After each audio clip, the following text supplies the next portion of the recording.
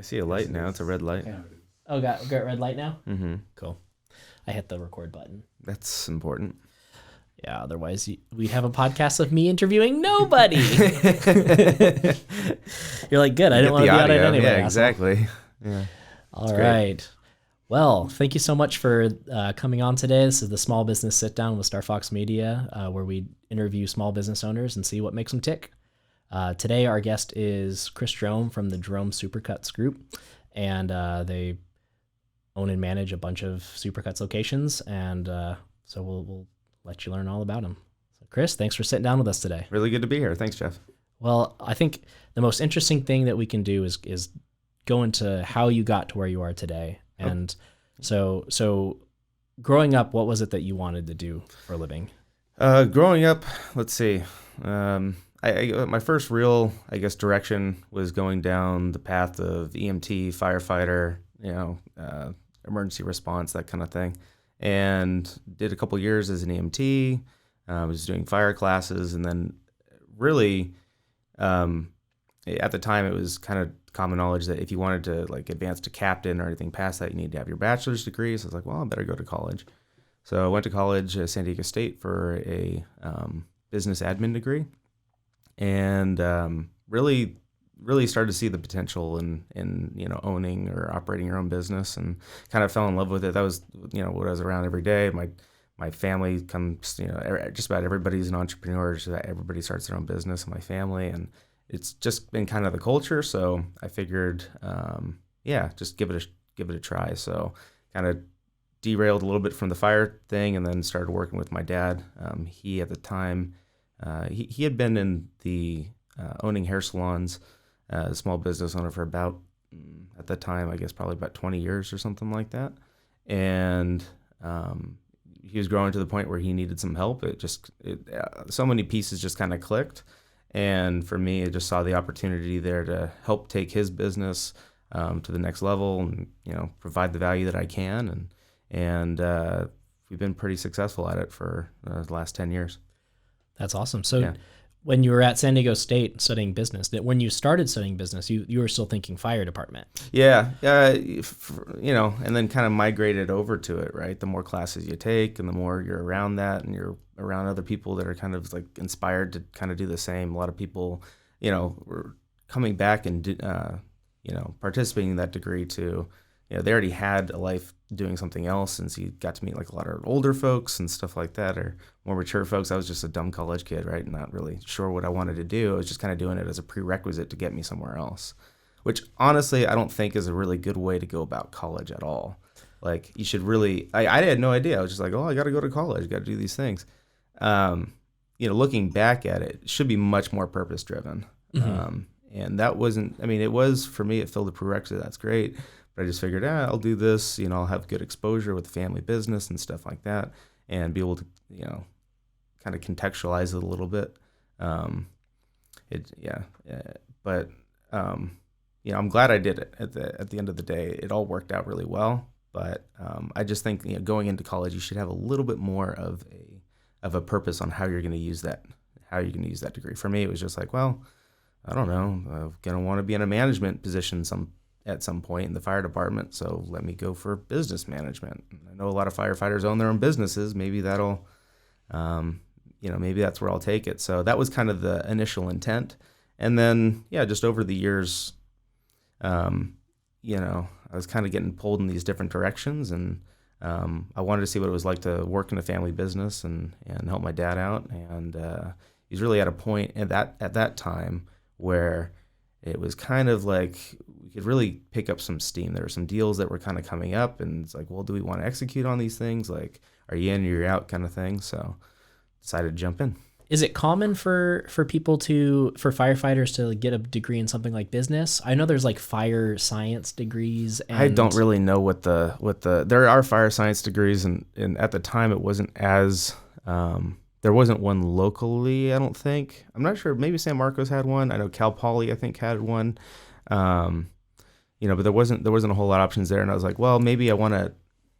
They just said you needed a degree in something, and So, and it's not a prerequisite to get into the fire department by any means, but it was just like, well, if you're going to be there and you want to advance past engineer to captain or some kind of chief, battalion chief or something like that, then it's like you want to have it. And in my mind, I didn't really, honestly, if I was doing it back then, I probably wouldn't even worry about the degree. I wouldn't. I was kind of thinking like too far ahead. It's like, honestly, if I really wanted to go that route, I should have just gotten in at the base level and then worried about getting my degree and stuff like that. I think that's probably the better path, but I've kind of strayed away from that, about 10 years ago. So I honestly don't even know what the environment is. What the modern day version of that is. I'm not really sure. And at the time it was very competitive as well. Mm-hmm. It really paid terribly on the steps to get you there. I'm sure any EMT or first responder kind of can feel that on the entry steps. It's pretty tough. But I think back in the day I was making like $8.25 or something like that to drive the ambulances. It's like you're like, I don't know how long I can live off this. It just doesn't work for me. So yeah. If I remember, like, there's also like ridiculous amounts of overtime, and it's not like an easy job either. Yeah, no, well, not, yeah, I think it's definitely not an easy job. It's definitely not an easy job for the I have such a great respect for the first responders because it is tough. Mm-hmm. And it's like every day, it can be pretty chaotic and stuff like that. So it definitely takes a toll. And I only did it for maybe like 3 or 4 years, and worked basic life support for most of it, and then transferred to an ALS unit and got to ride around in the big boy ambulances and stuff like that, which was a ton of fun. Honestly, like one of the best work experiences I ever had. That was a ton of fun. Mm-hmm. But also very taxing. Yeah. And just I don't know, just a little bit, you kind of feel like you're a little bit of a cog in a machine and kind of in less control, I guess, right? It's probably somewhat like the military or any kind of bigger corporate entity where it's just like you're showing up and you're kind of a number and that kind of thing. I was like, well, maybe I want to do something that can put my own stamp on a little bit more, have a little more agency. Yeah. That makes sense. I think when I was going to school, I was thinking about it, and I was thinking that community college was a good place to kind of figure out what it is you want to do while you're paying the. And I did that for the first part of my degree. I actually transferred to San Diego State, left that out. So I did the community college thing, did the EMT classes there, did all my prereqs, and then transferred. It took me an extra year, but it was really cheap. And if you're figuring it out, like, I mean, I don't think anybody, no matter how much money you have, you shouldn't have money to burn, Yeah. And like I said, more along that line of like being really purposeful for your decisions on your education, because it is very expensive, and you don't want to be saddled with a bunch of debt when you leave and you can't really apply what you learned, turn that into a career. I think a lot of people don't really go into necessarily the same career they go to college for, right? Mm-hmm. It so happened that I kind of did. Mm-hmm. But at the same time, I don't know, management degrees are kind of funny to me. Like, I honestly think you should probably be better off if you're going to business, look towards accounting, finance, something like that's a little bit more concrete. Mm-hmm. Management is more of like a life skill, I think, rather than like something that you're going to get taught in college. And like, I didn't know I was a dumb college student. I was just like, oh, be a manager. Well, I think I ended up with business administration too, but there is I was only one class away from a marketing major. And I think when I was in marketing, I felt like it was very similar. Mm-hmm. They taught you a lot of what I thought was common sense, mm-hmm. and like how people think. Mm-hmm. And, mm-hmm. It's a lot of psychology in marketing. A lot of psychology pieces. And mm-hmm. other than that, like, I didn't learn SEO. I didn't learn graphic design. And all that stuff's evolving so quick that it's mm-hmm. almost like hard to teach a class on that kind of thing, right? For marketing, at least when we went to college, like, things are, the way that you market to people, it's changed. And honestly, just being in business, it's way better than any kind of college education I ever mm-hmm. got. Like, was so much better. So much I feel better like doing it. I did a summer internship where with a marketing, a company that just basically did marketing for a bunch of different other small companies. Mm-hmm. So it was a little marketing studio. And I think I learned more in 3 months there than I did my entire degree. And it was like in 3 months. And I was like, well, that's cool. I mean, school was great. I had a great time in it. I met a lot of really cool people, good mm-hmm. networking, all that kind of stuff, which I think is what college is mostly for in the business world, is the connections and the mm-hmm. the experience, I guess, more than anything, like more than the knowledge. Right. Because the knowledge is basically common sense. It's going to be dated as well. Like it's not like, depending on who the professors are and how long have they been out of the game, whatever they're teaching, like it can be a little bit, I don't know, the information you're getting is a little dated, I think. Yeah. I think it was like, especially things like SEO, like you so fast. learn a thing, and by the time you graduate, it doesn't work anymore. Yeah. Yeah. Which is ridiculous. But yeah, I mean, I don't regret it at all. I mean, it was great. Had a great time, met a lot of lifelong friends and stuff like that. I didn't participate in any kind of business fraternity or anything like that. And that probably would have been something that I would have wanted to do. Because I didn't come away from college with a bunch of like business, connections, I guess. I was kind of set on what I was going to do after college, right? And I was like, okay, I'm going to go get my degree and then come back, work in the family business and try to propel this thing up. And so I kind of had my direction before, which is like really a blessing, but also I wasn't really looking towards where I could have expanded myself when I was there, which is like a really critical, I think, mindset looking back on it. Like if you're in this place, it's unlikely, and who knows when it'll go back to normal, but when you're there, you're around all these people that after they leave college, they're going to go into 1,000 different directions. And if you open yourself up to those different directions, that's where like a lot of the value is, right? It's building that network and like really kind of keeping tabs with people, developing communication skills and just networking, I guess, with those folks. So you can kind of, because you might be asking for a job or you might be looking to hire somebody really capable and getting a feel for, who's a good worker in school and, who's kind of got it figured out and maybe who you wouldn't want to hire. Just there's a lot of those. I mean, just as valuable, right? So a lot of people, they're just there for a good time and whatever. But yeah, I think being in school with more of that mindset of like, well, I know what I'm going to do, but I might want to do other things as well. So let me have a little bit more interest in what other people's paths are and keep track of them, because that was probably a bit of a missed opportunity.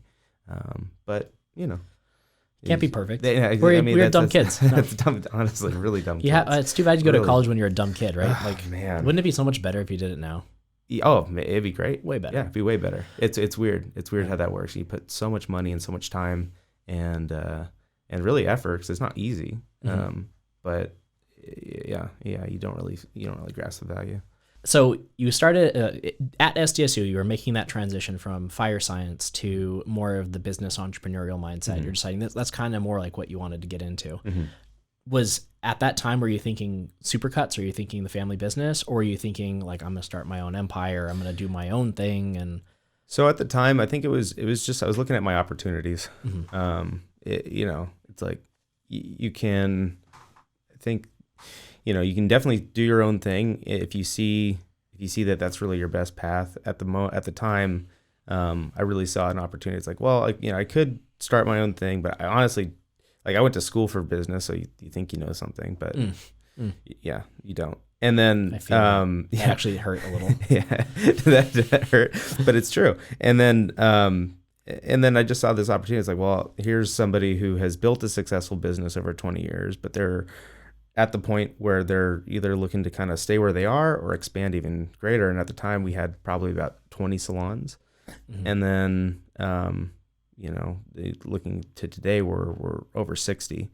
And so I think it was the right decision. I think it was the right decision where you say, okay, it would have taken, it takes a lifetime to build a successful business. If somebody's already done that, you can augment on top of it and create more value for the business. Like, it's like entrepreneurship versus entrepreneurship, right? Where it's like you have the business, and so you can be somewhat of an entrepreneur where you can create value, create systems, create a pathway for the business that already exists. And they kind of talk about that, like the corporate world and stuff like that, like how to work, there. But I was thinking about it at the time, but honestly, I didn't have that $1 million idea, right? I didn't have something that I wanted to like really champion forward, and I thought it was a great way to cut my teeth. And then here I am 10 years later. So, the responsibilities kind of evolve over the time, right? You wear a lot of hats in a small business. So, yeah. And and because it's a family business, I'm sure that puts a bunch of more, It's a very interesting dynamic. yeah, different dynamics into that. It's totally cool. Like it's, everybody has their relationship with their family, and it's, if a family business is awesome because in some ways it makes your connections a lot deeper. It's always a balancing act on how to keep your family dynamic, though, because you're not always going to be happy with your business partners. Businesses go through cycles, and some of them are good, some of them are bad. And you gotta kind of keep to the mindset. Yes, these are still your family members. You still love them, and they still love you too. So you're still gonna have to go to the family parties. Yeah, with exactly. Them, so you can't... And that's the thing. It's like, it is a switch. It is definitely a switch. I'm not the same person at work that I am at this family party. Right. I don't know if that's for better or for worse, but it is a real dynamic. And I went to a class actually at State for family business. It's a really good class actually. And they had some pointers there, but I don't think anything can really prepare you for it's just a different. They don't know your family. It's a different environment. No, my family's great. Honestly, like I'm extraordinarily lucky to have my family. But it's just a different dynamic. You're just not going to get it. You're not going to get it working in a corporate job or starting your own thing. It's a different thing. And we really look at our salon group as a family, right? Like that's always been kind of the appeal. That's a big part of our culture. And that's been another challenge too. When you grow in size, again, how do you keep it kind of contracted to like that family unit? That's like, and you do that by retaining the same people year after year. We have a lot of people that worked for us for 20 years, and they feel as much a part of the family as we do at this point. It's like this weird blend. Totally changes the dynamic of your own family, changes the dynamic of your business. It's really cool. It's definitely work to keep it intact, and just a different dynamic. But I love it. I mean, for us, the family dynamic's always been very important. Yeah. And another interesting piece about your business is that it's franchise model. So, it is. So could you tell me really quick, just like kind of the difference between like what a franchise business model looks like versus a standard business model? Sure. So, I mean, I think the biggest difference is standard, like if you're doing your own entrepreneurship, starting your own business, you're really doing everything by yourself. Franchise model brings in a little bit more structure, right? So, for example, with our own concept, like we've never had to have a marketing department so much. We pay into a marketing fund, and corporate handles that part of it, which is a really big benefit, honestly, especially in the salon space, where you say, why would you need a marketing department for a word of mouth business? At the end of the day, like our business is word of mouth. But if you're operating in that space and you're one of the only players that has a national, buy for media, that kind of sets you apart. So that's a real advantage. You don't have to worry. Like, for example, like my dad, when he got into the business, didn't have a whole lot of. He wasn't a barber. He wasn't a hairstylist. He was into he was into cosmetology. Like he didn't know anything about it. His sister was, and she was one of the. My aunt was one of the like OG Supercuts stylists, and became a trainer, and she kind of proposed it as an investment opportunity for him, and kind of the rest is history. But if you didn't have without that franchise model, it takes a lifetime to acquire all that, industry knowledge, right? And you can essentially bypass all that with the franchise model. Doesn't mean you don't have to be educated on it and really intimately know your industry, but it's a great starting place. If you have the passion to run a business and in an industry that you have a passion for as well, but you don't have the knowledge, that's, I think, probably where where it finds its niche, right?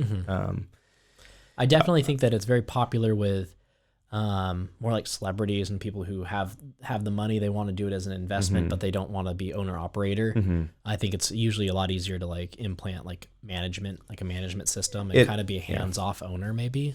So that's the dream, right? That's the dream for so many people. It's never been for us. I don't think it's, honestly, there's certainly people that do it, and like we've had a lot of people that have entered into our own space over the past couple of years. So Supercuts went through this transition where they franchised. They used to be like half corporate operated and half franchised, and over the past couple of years, they franchised everything. So there's been a lot of new people entering into the space. Depending on what their expectations and how they're sold, it can be a rude awakening, right? If they think that they're just going to keep their day job and they're going to do this and the things just kind of run itself and just hire a manager and all this kind of stuff, it's like, oh man, you guys don't know what you're getting into. So it's like anything. If you just if you do it, and if you're a celebrity, you got all kinds of money. I mean, money fixes a lot of things in business, right? If you have a ton of money, then you can hire people, and it really depends on where you're starting from, and what your previous experience. If you have experience running a company, or at least maybe you're a department head or something like that, and you can also bring a real expertise to the business and bring value yourself. In other words, I don't think that I would never want to get into any kind of business if myself wasn't contributing value to it. If I have, like, let's say, a finance background or accounting background, well, then I can contribute my expertise into that business. If I was doing it just solely based on investment, I mean, everybody has their own situation. I personally probably wouldn't do it, right? I'd probably just put the money into the market. Yeah. Right? If I was looking for an investment. It's much easier, right? I mean, it's a lot easier. There's a lot less liability with it as well. So that is how they sell. That's how they position it. I really think that you should be a active part of your business that you're buying into. So, yeah. Yeah. I think that most businesses kind of lose money at first when they're first starting off. And I don't know how, like, if the franchise model, because you start off with a marketing fund and you start off with, like, things like that, where you have brand recognition before you start, maybe there's an advantage. Maybe the startup, the losing money for a couple of years gets shortened by a little bit. Yeah, definitely can. Right. And especially, like, depending on how, especially for marketing and stuff like that. Like, let's say that you're a brand new franchisee into a market, and it's an established market, and everybody's paying 5%, let's say, of their sales into this marketing fund, and you just rock up on, day 10,067 of this thing. Well, they have the momentum there already, right? And they already, like, you'll come in maybe August of 2020, and they already have their 2021 marketing plan all set out for the thing. It's just like, okay, now all you have to worry about is your operations, right? Now you just have to figure out how you're going to, make it happen from the operation side and the back office side, and then you're good. But yeah, there's a definite advantage to having, a brand that you believe in and attaching yourself to that. Yeah. What would you say would be some of the disadvantages to going with the franchise model? Sure. So it depends, depending on, like, the person and your own propensity to really want to create your own thing. You are going to have to, stand by your brand guidelines. You're going to have to stand by, your build out of your location and what you can sell. Maybe, and it's all outlined in, like, the franchise agreement. They pretty much say the do's and don'ts. So depending on how much you like that rigidity, that can be an advantage too, though, right? It's like, I don't have to worry about these things. I know exactly what I'm doing. As long as I believe in the brand and believe in what it's doing, then, like, you're good. You don't have to worry about it.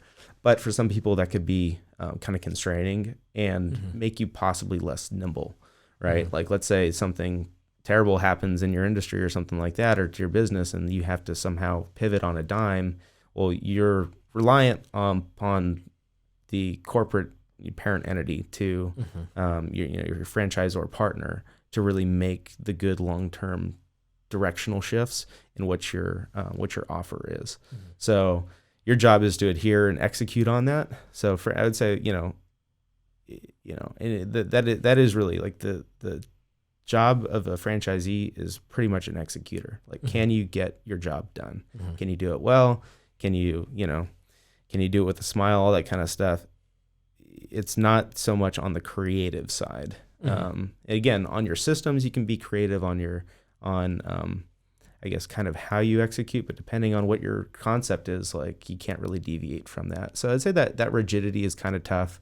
It also, it's like this hybrid model of, well, yeah, you are your own business owner, you can make your own decisions and stuff like that, but you're also then working with your other franchise partners as well. You're probably not going to be the only show in town. So you want to make sure that you have a good working relationship with other people. Again, that's a personal thing, and it depends on the other franchisees in the market and stuff like that. We have really good relationships with all of our franchises in the market, which is a blessing, because you hear horror stories where it's just like people don't, at the end of the year, at the end of the day, like, you have to agree on certain things, and your reputation is tied to their reputation, and that's a tough thing too. Like, you're representing the brand, and if you, like, again, if you're a good executor and you can get that job done, you can deliver on those brand promises, then it not only benefits you, but it benefits everybody else around you. As long as you got the right people doing that, but then you got somebody who wants to, it isn't giving it its due attention, and they're keeping their day job, or they're just, just have it as investment. Their business is going down, but whatever, they don't matter because it's a write-off for them or something like that.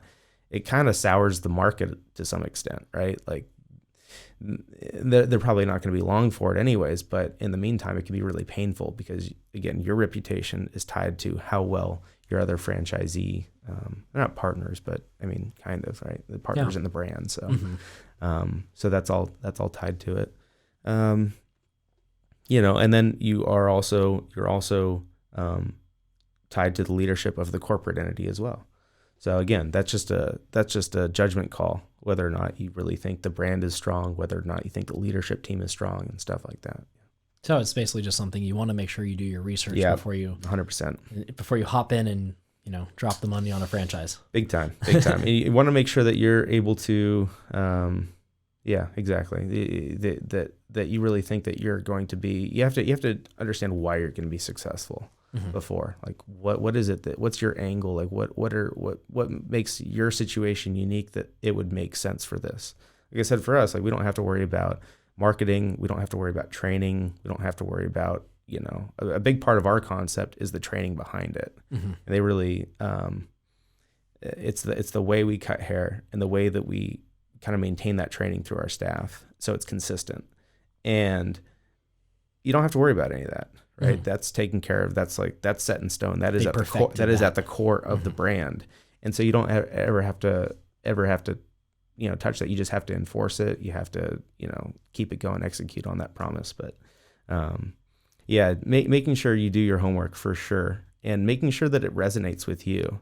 Like, it's honestly a really exciting. It's an exciting thing. A lot of people, you have the people that I just want it as an investment. I hear these things that make all these kinds of money and sign me up. But then you got the people that are like, for us, like, I've been getting my hair cut at this salon for, decades. I love it. I love the people, I love the experience. I want to be a part of that. And they, on some kind of very visceral level, are connected to it already.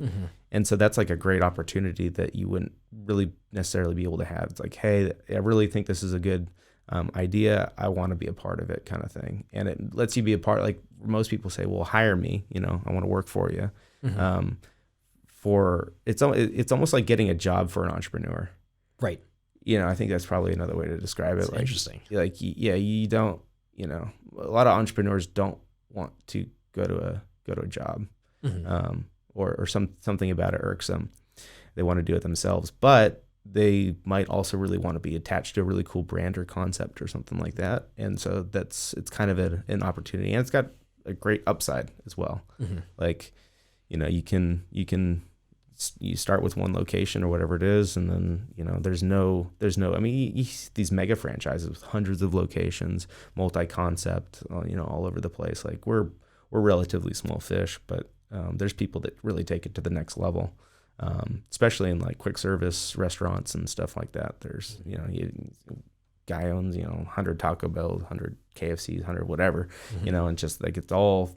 And then, you make all your efficiencies on the back end and stuff like that. So it really has a lot of opportunities for just expanding, right? You're not so much locked into it. Although you'll probably sign a non-compete. So that's another thing to consider. Yeah. Well, Quickly before we wrap it up, I do want to quickly touch on the COVID stuff. Sure.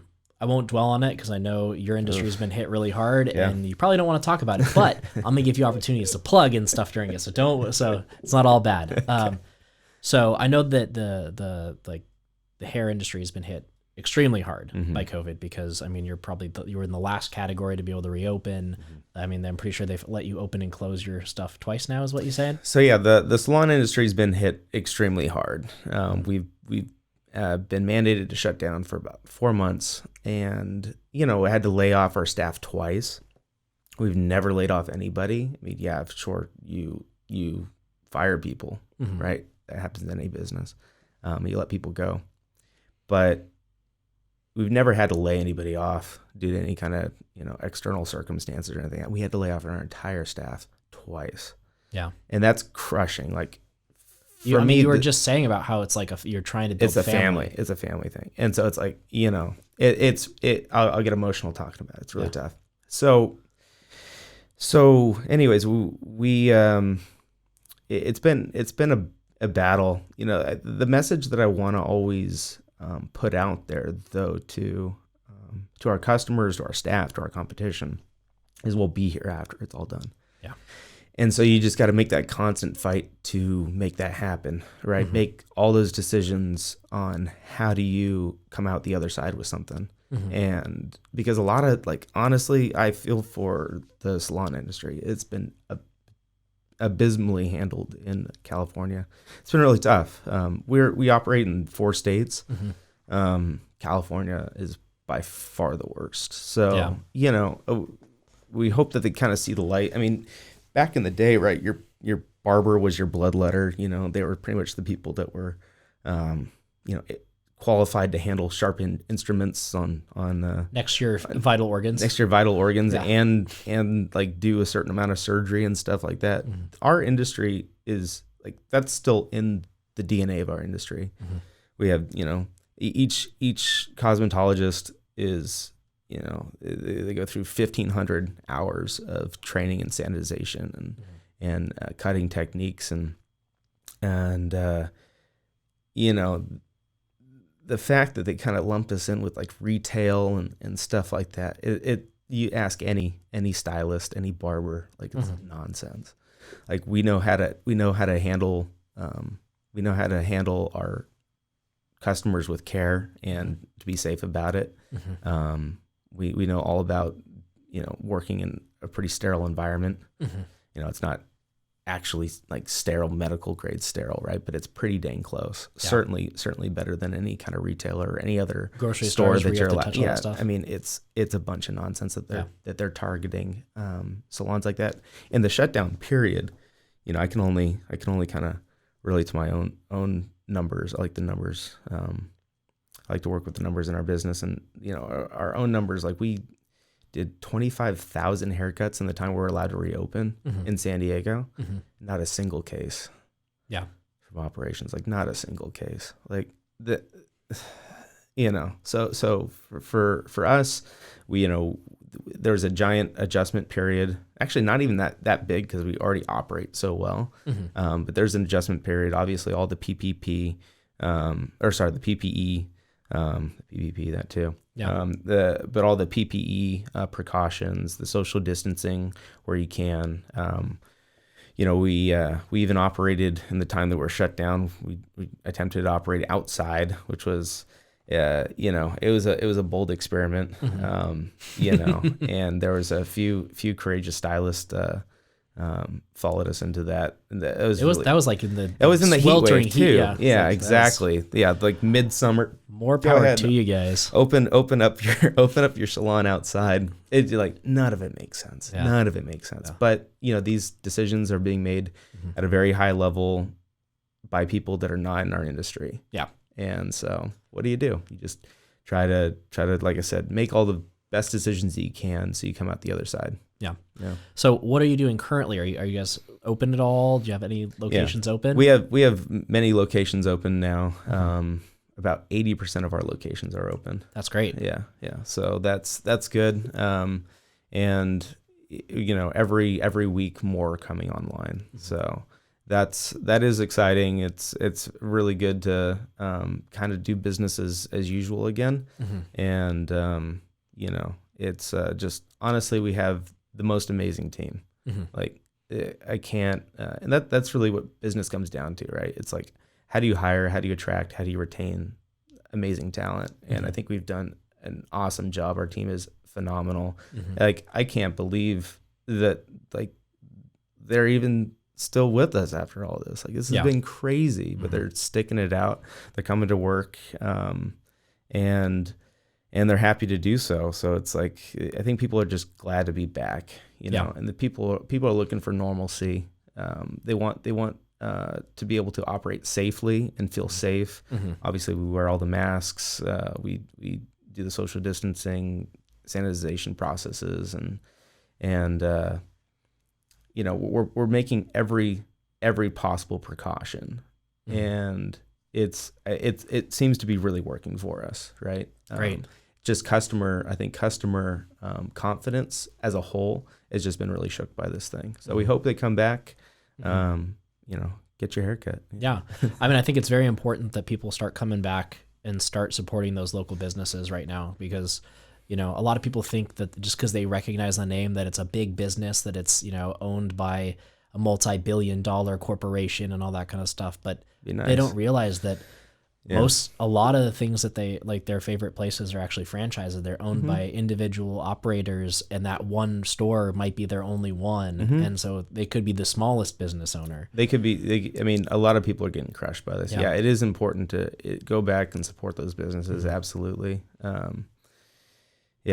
Support your stylist. I mean, mental health is such a thing in this too. Like, so rare that people get, 20 minutes, uninterrupted time with another person for a professional service. Like, I really think our hairstylists are our best psychologists in a lot of ways. Like, that it's something that we are used to doing, and we're used to, we take it for granted, I think, so much. And it really is a part of our kind of routine mental health to go in there, get our hair cut, feel good about ourselves when we're coming out of there, right? Look better.